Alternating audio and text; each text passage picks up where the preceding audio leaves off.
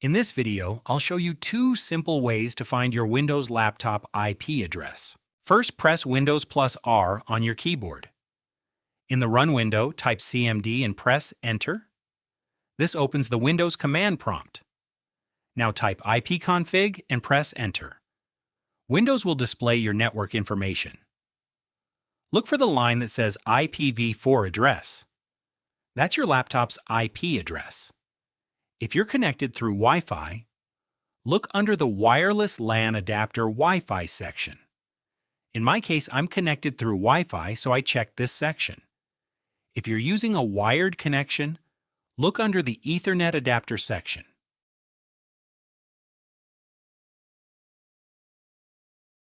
If you don't want to use command prompt, you can also find your IP address through Windows Settings.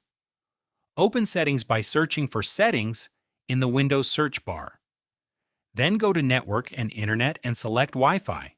Since I'm connected to Wi-Fi, I'll click the Connected Network. Then click on iPhone Properties as I am connected to Wi-Fi named iPhone, and there you'll find the IPv4 address listed.